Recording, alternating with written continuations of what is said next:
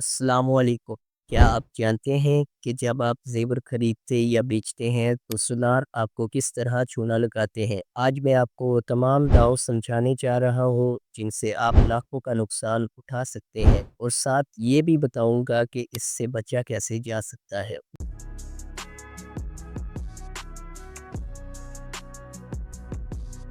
नाज़रीन, एक तोला सोना में 11.66 ग्राम होते हैं। इसी तरह एक तोला सोना में 12 माशे होते हैं। ये आपने याद रखना है।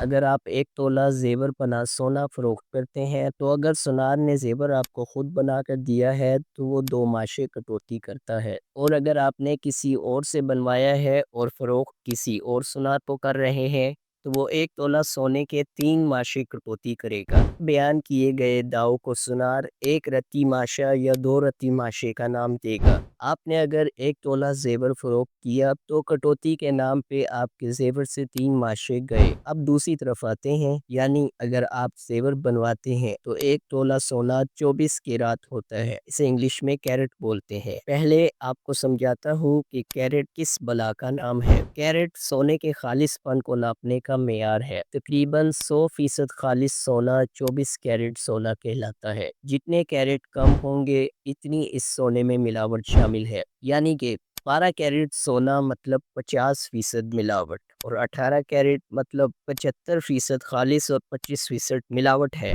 कैरेट वजन के पैमाने के लिए भी इस्तेमाल होता है। हीरे जवाहरात और कीमती पत्थरों का वजन आमतौर पर कैरेट में नापा जाता है। अब आते हैं असल बात की जाने के। जब आप सोना बनवाते हैं या ख़रीदते हैं तो सुनार आमतौर पर 15 या 18 कैरेट सोना बनाकर देते हैं, और पाकिस्तान में चंद एक बड़े ज्वेलर्स को छोड़कर किसी के पास 21 कैरेट से ज़्यादा सोना बनाने की मशीन नहीं है। 22 कैरेट भी बस कराची में एक दो ज्वेलर्स बनाकर देते हैं। अगर सुनार ने आपको 18 कैरेट जेवर बनाकर दिया है तो इसने सोने में 25% मिलावट की है। मिसाल के तौर पर हम यहाँ सोने की पुरानी कीमत ले लेते हैं, 1,80,000 रुपये। इससे आपको बेहतर समझ आएगा। एक तोला 1,80,000 का है तो सुनार आपको 1,35,000 का सोना देगा और रेट 1,80,000 रुपये लगाएगा। इसी तरह अगर सुनार ने आपको 21 कैरेट जेवर बनाकर दिया है तो इसका मतलब ये है कि जेवर आपको 1,58,000 का दे रहा है, जबकि कीमत आपको 1,80,000 का रहा है। सीधी सी बात है कि एक तोला जेवर मिलावट करके आपको बस 1,35,000 से 1,58,000 का देंगे और कीमत पूरे तोले की 1,80,000 लगाएंगे। आई होप आप लोगों को यहाँ तक समझ आ चुका होगा। अब आते हैं इनके दूसरे दाव की तरफ। इनका दूसरा दाव पॉलिश के नाम पे होता है। एक आदमाशा अलग से लगा लेंगे कि इतना हमारा सोना जेवर बनाते हुए ज़ाया हो गया है, जिसकी एक तोले के पीछे कीमत 9,000 से 10,000 होगी। याद रहे कि सुनहरे की दुकान का कूड़ा भी लाखों में बिकता है और इनका कुछ भी ज़ाया नहीं होता। आखिर पे उन्होंने मजदूरी डाली होती है। आपके बहुत ज़्यादा इसरार पे आपको मजदूरी का 2,000 से 4,000 छोड़कर ये बहुत बड़ा एहसान करेंगे और कहेंगे कि आपने हमें बचने ही कुछ नहीं दिया, और ये मजदूरी भी बस आपको छोड़ रहे हैं। अब मैं आपको यहाँ 2 पॉइंट्स में समझा देता हूँ। पहला ये, अगर आपके पास घर में कोई ज़ेवर है तो इसे बेचते वक्त सोने की डली या बिस्किट बनवाएं,